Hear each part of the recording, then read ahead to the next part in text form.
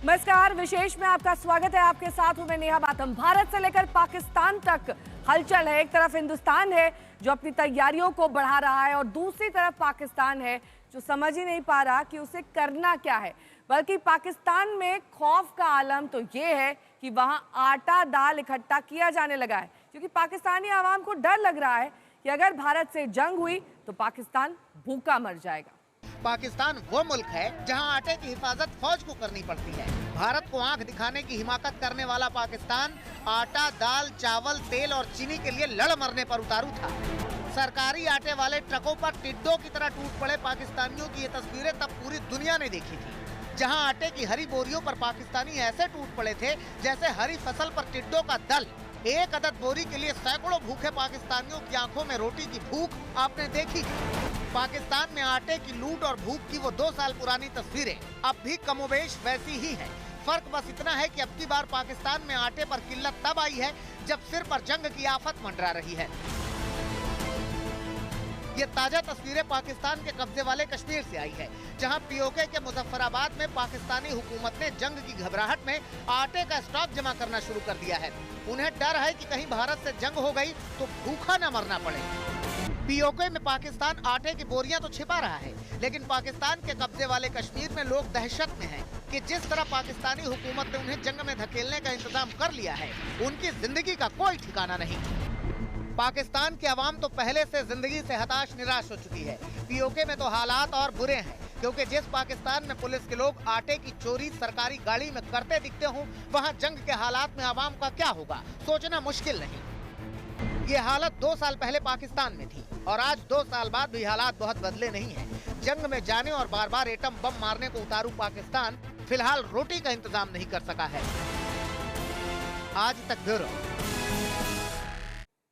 तो भले ही पाकिस्तान के हुक्मरान भारत से जंग की गीदड़ भभकी दे रहे हो, मगर सच्चाई यही है कि पाकिस्तान के भीतर इतना ज्यादा खौफ है कि पाकिस्तानी मौलवी नेता और मंत्री जंग से भाग जाने की बात स्वीकार कर रहे हैं। मौलवी लोगों से पूछते हैं कि जंग में कितने लोग भारत के खिलाफ खड़े होंगे, तो लोग हाथ ही नहीं उठाते। इतना ही नहीं, पाकिस्तान के भीतर से ही लोग मान रहे हैं कि पाकिस्तान खोखला है और वो भारत के सामने कहीं नहीं टिकेगा। जिहादी जनरल आसिम मुनीर, सुनिए अपने सांसद को। शाहबाज शरीफ, देखिए अपने सांसद का बयान। आप देते रहिए गीदड़ भभकी। आपके ही सांसद को ना तो पाकिस्तान की सरकार पर भरोसा है और ना ही आपकी सेना पर। पाकिस्तान के सांसद अफजल खान मरवात का ये बयान फिर से देख और सुन लीजिए। पाकिस्तानी सांसद कह रहे हैं कि अगर भारत से जंग छिड़ी तो वो इंग्लैंड चले जाएंगे। भारत से युद्ध लड़ने की तैयारी कर रहे पाकिस्तान के भीतर कितना खोखलापन है, और अगर उसने जंग छेड़ा तो अंदर से ही उस पर कितने हमले होंगे, ये वो खुद इस्लामाबाद के मस्जिद के इमाम मौलाना अब्दुल अजीज गाजी से सुन लीजिए। गाजी साहब ने पूछा कि भारत पाकिस्तान की जंग हुई तो कितने लोग पाकिस्तान की ओर से लड़ने के लिए तैयार हैं। किसी ने हाथ ही नहीं उठाया तो मौलाना साहब पलट गए। खैर, धर्म के आधार पर बने पाकिस्तान की सबसे विवादित मस्जिद लाल मस्जिद का इमाम अपनी आवाम से कह रहा है कि वो भारत के खिलाफ जंग में पाकिस्तान का साथ न दें। लेकिन वो ऐसा क्यों कह रहे हैं, सुन लीजिए। आपको बता दें कि 2007 में जब जनरल परवेज मुशर्रफ सैन्य तानाशाह की भूमिका में थे, उनकी फौज ने लाल मस्जिद के चरमपंथियों पर चढ़ाई कर दी थी, जो शरिया कानून लागू करने की मांग कर रहे थे। इस कार्रवाई में फौजियों समेत सैकड़ों लोग मारे गए थे। इसके अलावा मौलाना अब्दुल अजीज की ओर से अमेरिका के दबाव में अपने ही इलाकों पर बमबारी की बात भी याद दिलाई जा रही है। इस्लामाबाद की लाल मस्जिद से पाकिस्तान के जुल्मों को चुन चुन कर गिनाया जा रहा है। लाल मस्जिद की ये मौलाना भी उतने ही कट्टरपंथी है जितना कि हाफिज सईद या मसूद अजहर, लेकिन अपने बयान से लाल मस्जिद का मौलाना हाफिज और मसूद को भी बेनकाब कर रहा है, जो इस्लाम की खातिर कश्मीर में जिहाद की दुकान चला रहे हैं। लाल मस्जिद में पाकिस्तानी फौज और सियासतदानों की कलई खोलने वाली ये तकरीर आतंक को लेकर पाकिस्तान के दोहरे रवैये को भी याद दिलाती है और ये भी बताती है कि पाकिस्तान के भीतर ही कितना टकराव है।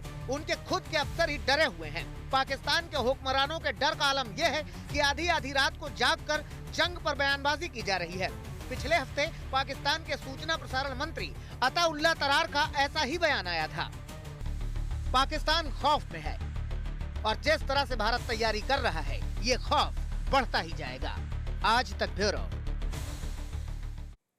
पाकिस्तान मुश्किल के दौर में, और ये मुश्किलें उसके लिए भारत ने खड़ी की हैं। भारत ने अपने कूटनीतिक प्रहार से पाकिस्तान की कमर तोड़ दी है। भारत ने अब जम्मू कश्मीर में चिनाब नदी पर बने बागलीहार और सलाल डैम के गेट ही बंद कर दिए हैं। इनसे पाकिस्तान को पानी जा रहा था। इसे जल प्रहार का राउंड 2 कहा जा रहा है, यानी भारत के एक्शन से बूंद बूंद के लिए पाकिस्तान तरसेगा।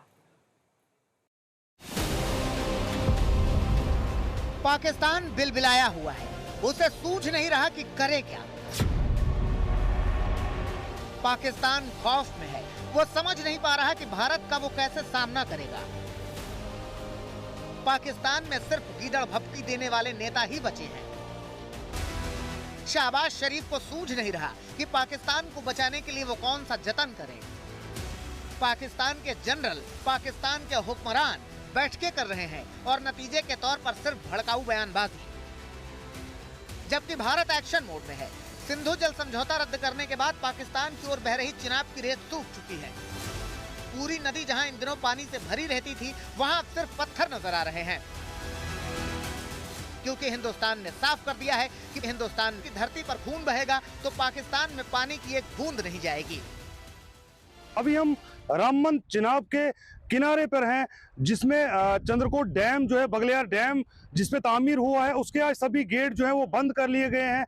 और यहाँ पे आप देख सकते हैं जो पानी का फ्लो है वो कितना कम होके रह गया है। लोग जो है इसको क्रॉस कर रहे हैं। इससे जो ये दरिया जो है ये यहाँ से होते हुए अखनूर फिर पाकिस्तान जाता है। आप अभी दरिया के पार से आ रहे हो, चिनाब है ये। इससे पहले कभी जिंदगी में सोचा है कि ये क्रॉस करेंगे? नहीं, कभी नहीं सोचा। इसको देख के तो हम लोग काफी डर जाते हैं। जब ये चलता है तो ये अपने भाव में जब चलता है तो बड़ी बड़ी गाड़ियां, बड़े बड़े पेड़ ये तो अपने साथ ही ले जाता है। भारत की तरफ से सिंधु जल समझौते को सस्पेंड करने के साथ ही बगलिहार डैम का पानी रोकने से बिलबिलाए पाकिस्तान ने यूएन में गुहार लगाई है। पाकिस्तान के विदेश मंत्री इशाक डार ने यूएन में अपने प्रतिनिधि के जरिए यूएनएससी की बैठक बुलाई है, जिसमें आज भारत पाकिस्तान के बीच तनाव पर चर्चा होगी। पानी का मारा पाकिस्तान ऐसा बिलबिलाया है कि अब वो पानी नहीं मिलने पर एटम बम निकालने की हेकड़ी फिर से दिखा रहा है। हालांकि भारत ने फिलहाल ना तो कोई संरचना बनाई है और ना ही पानी को जम्मू कश्मीर से केरल भेजा है, लेकिन जो बांध मौजूद है उनमें पानी रोकने और छोड़ने की खबर भर पाकिस्तान तक नहीं पहुंच रही तो मामला एटम बम तक जा रहा है। पाकिस्तान के इस गीदड़ भभकी को दुनिया कितना तवज्जो देती है पता नहीं, लेकिन भारत तो हरगिज नहीं देता है, क्योंकि पाकिस्तान के पास आधे पाव वाले बम तब भी थे जब सर्जिकल स्ट्राइक हुई थी और जब एयर स्ट्राइक हुई थी। आज तक ब्यूरो।